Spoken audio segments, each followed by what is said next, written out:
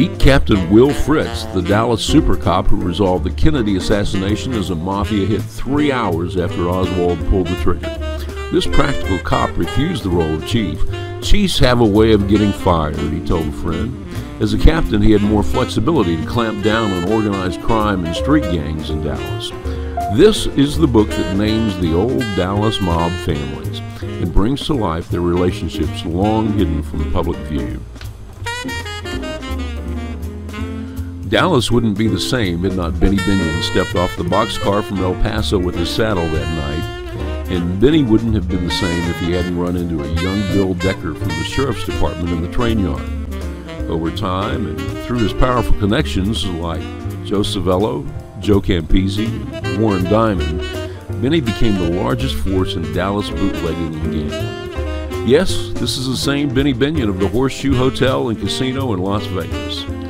This is a great story of one door closing and another opening.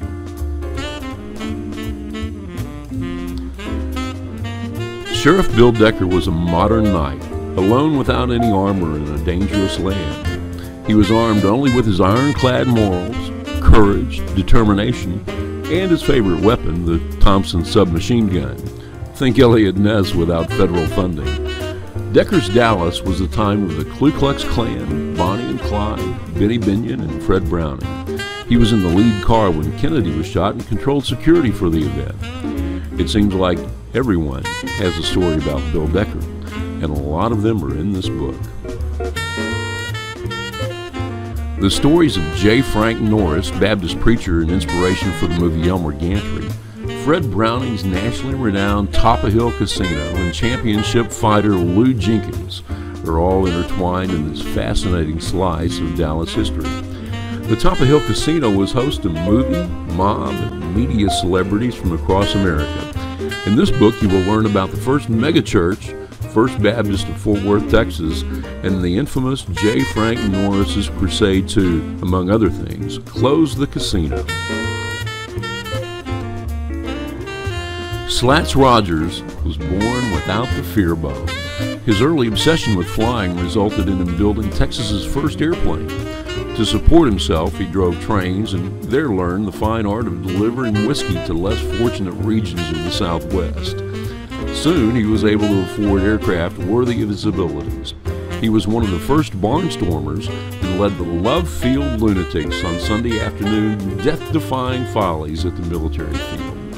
Men like Slats usually lived short, colorful lives, but that was not his style. He lived a long, storied life that makes him great reading. Jim Gatewood is America's foremost author and storyteller about the days of Dallas yesteryears. His new book is John F. Kennedy Assassination, The Conspiracy. Here's a short preview from the author himself. The book should be out in late November. Works the bolt for his third shot, but there is a second gunman. The second gunman is a Dallas County deputy sheriff by the name of Harry Weatherford. He is on top of the county records building, which is 63 yards from the school book depository. He was put up there by Sheriff Bill Decker to protect the President of the United States. When the first shot was fired, pigeons flew up off the top of the school book depository. Weatherford had no target. But when the second shot was fired, he saw the muzzle flash in the 6th floor window. So he did the only thing he could do. He swung his rifle around, but he could not get Oswald in the sights. He could get the muzzle of Oswald's rifle. The only thing he can do is to fire it. Now, in the meantime, Oswald is about to take his third shot. The limousine has slowed almost to a stop, and Jacqueline is coming out over the back end of the car. Oswald holds the Kennedys in contempt and hates them, and if he kills Jacqueline, this will send a message of fear to all ruling governments all over the country and let them know the mafia is really the boss of what's going on. But while he's thinking and considering, and while his finger is tightening on that trigger, Harry Weatherford fires his shot. The bullet flashes in front of Oswald just as his finger tightens enough to squeeze the third shot, and as a result, it goes high, completely missing the motorcade, hits the curb on the other side of the street, and ricochets into the steel girders of the triple underpass. Harry Weatherford is an unsung hero.